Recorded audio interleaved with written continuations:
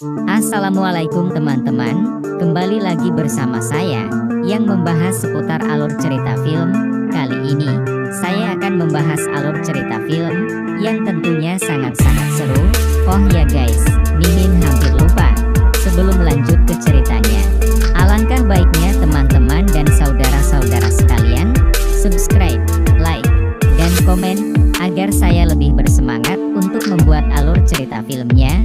Ya udah gak usah berlama-lama lagi, langsung aja ke alur cerita filmnya, let's go. Berawal ketika dua orang agen khusus bernama Cody dan Mason mengejar seorang penjahat yang berlari menuju parkiran.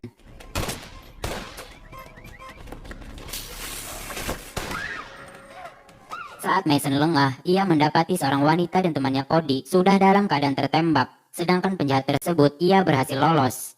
Cody memberitahukan pesan terakhirnya kepada Mason untuk menjaga istrinya bernama Lacey. Ia juga mengatakan bahwa dirinya memiliki sesuatu milik Toro dan meminta Mason untuk menyampaikan hal itu kepada John kakaknya.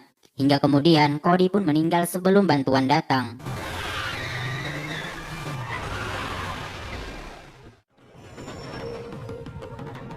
Adegan berpindah ke New York City, diperlihatkan seorang mantan agen ASD bernama John Pine. Yang mana terlihat di sini, ia memilih untuk membuka sebuah bar setelah pensiun dari ASD. Saat sedang bermain catur, John kedatangan tamu dua orang pria yang mengaku sebagai pengusaha dan ingin membeli bar milik John. Mereka meminta John untuk segera berkemas lalu mencari tempat lain. John yang menolak tawaran tersebut terus dipaksa hingga menghina John tentang kulit hitam. Namun John hanya menanggapi itu dengan santai, kemudian memberitahukan mereka tentang langkah-langkah yang akan ia lakukan untuk menghajar orang yang sok jagoan seperti mereka.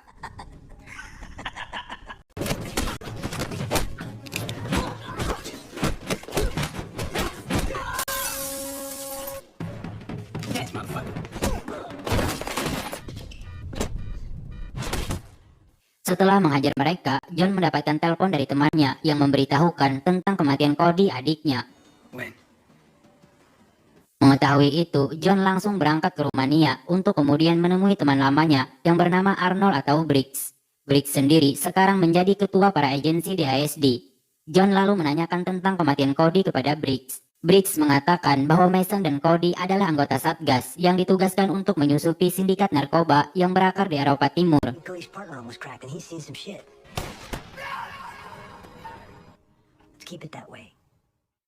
Kemudian John pulang ke rumah Cody untuk beristirahat di sini. Keesokan harinya, John pergi mengurusi pemakaman Cody. Di sini, ia bertemu dengan Feli yang merupakan koleganya Cody dan Mason.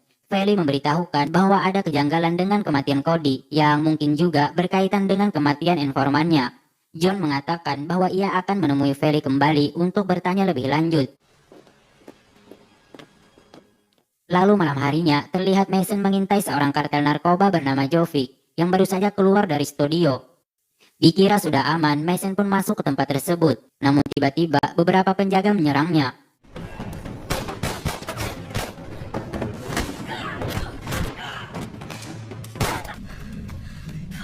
Setelah menghabisi mereka, Mason menghubungi Feli untuk mengajaknya bertemu esok hari dan membawa sebuah rekaman yang akan mereka tunjukkan kepada Briggs. Tidak lama kemudian terdengar suara ketukan pintu. Namun di saat istri Feli ingin membukanya, ia ditembak oleh 3 orang bertopeng yang kemudian membunuh semua orang rumah. Feli pun sempat berusaha melawan, namun ia harus tewas saat itu juga.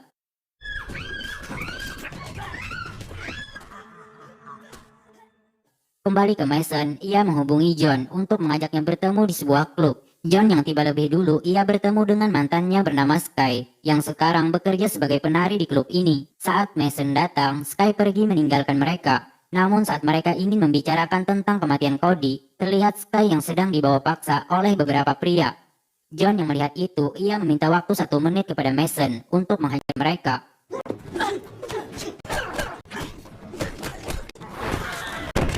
Kemudian John menyuruh Sky untuk segera pulang, dan John kembali melanjutkan pembicaraannya dengan Mason. Di sini, Mason mengatakan bahwa seorang informan bernama Aspolaski telah mengirimi rekaman kepada Cody yang berisikan pembunuhan seorang PSK yang dilakukan oleh Jovic. Cody lalu mengejar Jovic, namun Cody harus tewas ditembak oleh Jovic.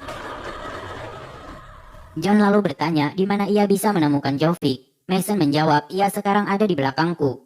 Jovic sendiri biasa datang 2 minggu sekali ke tempat ini untuk menemui si pemilik klub yang bernama Frankie, yaitu untuk melihat para penari baru yang disediakan oleh Frankie. Dan para penari tersebut mereka gunakan sebagai pembawa narkoba untuk Toro. Namun Toro adalah sosok yang misterius. Mason juga mengatakan bahwa Cody memiliki barang bukti yang membuktikan bahwa Toro adalah dibalik semua ini. Ia sudah berusaha mencari, namun Mason tidak menemukan itu. Dan sebelum pergi, Mason memberikan pistol milik Cody kepada John. Namun saat keluar dari klub, ia diserang oleh beberapa orang yang tidak dikenal.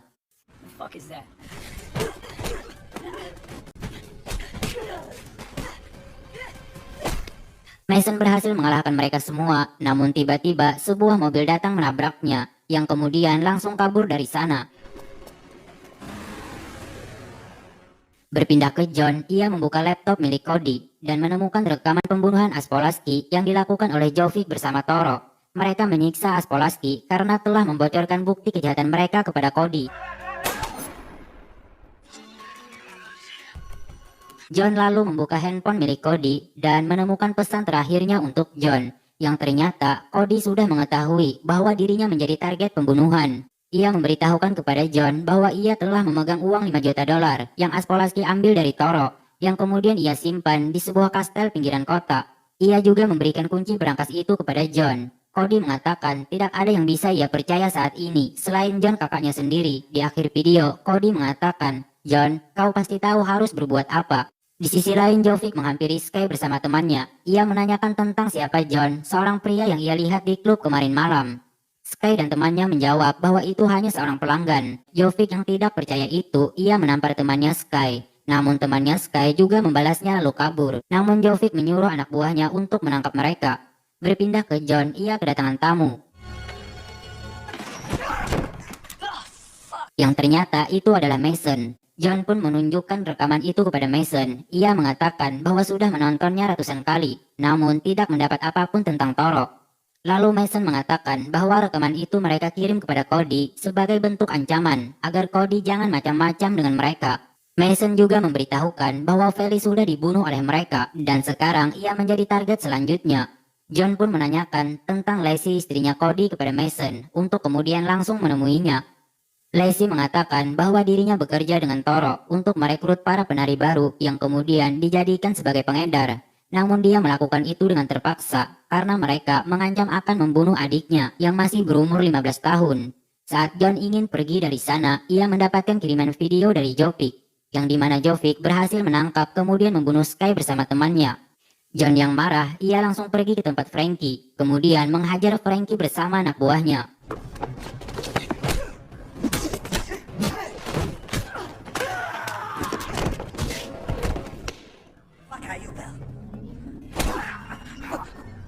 Setelah itu, John meminta Frankie untuk membawanya bertemu Jovic, yang mana pada saat itu Jovic sedang mengawasi para pekerja yang sedang membungkus narkoba.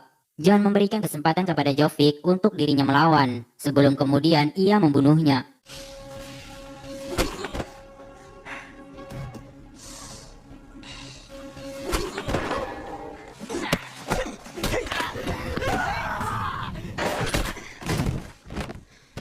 Kemudian John menanyakan tentang Toro kepada Frankie. Frankie mengatakan bahwa ia hanya bekerja untuk Toro, namun tidak mengenalnya. Dan yang mengetahui itu hanyalah pacarnya Toro, yaitu Lacey. Lalu John membawanya menemui Lacey. Namun Lacey mengatakan bahwa itu tidak benar, dan Toro lah yang menginginkan dirinya, sedangkan dirinya tidak sama sekali. John pun mempercayai itu, dan meminta Lacey untuk membawanya bertemu dengan Toro malam ini di kastel pinggiran kota. Ia berjanji akan membebaskan Lacey dari Toro, yaitu dengan menukar Lacey dengan uang 5 juta dolar milik Toro, karena dengan uang itu Toro pasti mau datang. Kemudian John pergi menemui Briggs. Ia meminta bantuan tim kepada Briggs untuk menemaninya menemui Toro. Namun Briggs menolak itu karena ia menganggap Toro tidak ada kaitannya dengan kematian Cody. John mencoba meyakinkan Briggs bahwa ia hanya ingin membebaskan Lacey dan menyerahkan uang miliknya Toro. Namun Briggs tetap tidak mau membantunya. John pun berangkat untuk menemui Toro yang hanya ditemani oleh Mason. Mereka tiba lebih dulu dan mulai memasang jebakan.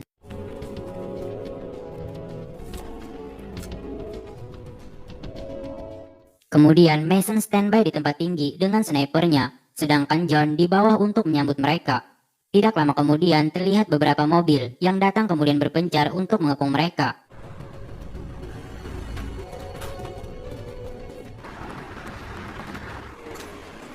Toro pun tiba dan membawa Lacey keluar dari mobil. Namun Mason yang sedang mengawasi di atas keberadaannya diketahui oleh mereka, sehingga membuatnya harus mencari tempat aman yang baru. Saat mendapatkan tempat yang aman, John menyuruh Mason untuk membidik Toro. Namun saat itu juga anak buah Toro yang berpencar masuk ke dalam perangkap mereka, dan baku tembak pun mulai terjadi.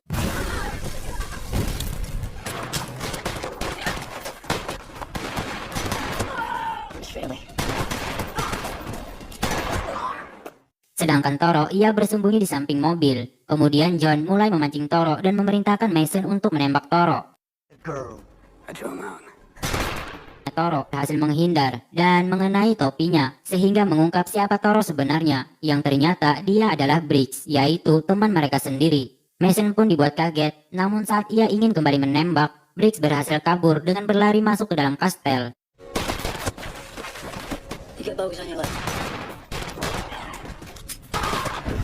Setelah menghabisi anak buah Briggs, John pun memasuki kastel tersebut untuk mencari Briggs. Briggs pun muncul dengan menodongkan pistol kepada John dan meminta John untuk membuang pistolnya di lubang kastel yang ada di sana. Dan diketahui lubang ini memiliki kedalaman yang tak terhingga. Kemudian Briggs meminta John untuk mengambilkan uang miliknya. Di sini John mengatakan bahwa ternyata ia sudah mengetahui bahwa Briggs lah yang dibalik semua ini dengan mengenali pistol bergagang mutiara yang Briggs gunakan saat membunuh Aspolaskin yang ia lihat di rekaman. John menanyakan mengapa Briggs membunuh teman-temannya dan juga adiknya Cody. Briggs mengatakan bahwa ia menginginkan Lacey dan ia harus membunuh Cody. Setelah itu Briggs pun menembak John kemudian mengambil uangnya. Hingga di saat Briggs ingin pergi, John kembali bangun dan mengatakan ia ingin bertarung dengan Briggs. Briggs pun kembali menembaknya berulang kali. Namun di saat ia ingin pergi, John lagi-lagi bangun dan mengatakan ia ingin bertarung dengan Briggs. Briggs pun dibuat bingung dengan itu, yang ternyata John sudah menukar peluru pistol milik Briggs di saat John datang meminta bantuan sebelumnya. Dan dengan terpaksa, Briggs pun mengikuti kemauan John untuk bertarung.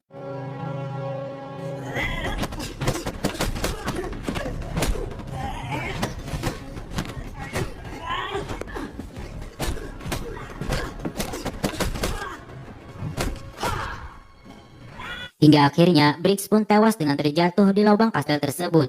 2 minggu kemudian John datang menemui Lacey dan adiknya, yang sekarang mereka bekerja sebagai pelayan di restoran. John memberikannya sebuah koper yang berisikan uang dan foto Lacey bersama Cody. John juga memberitahukan alamat tinggalnya di New York jika Lacey ingin berkunjung menemuinya. Kemudian Mason mengatakan kepada John bahwa Mason akan menggantikan Briggs sebagai kepala para agen di ASD. Setelah itu film pun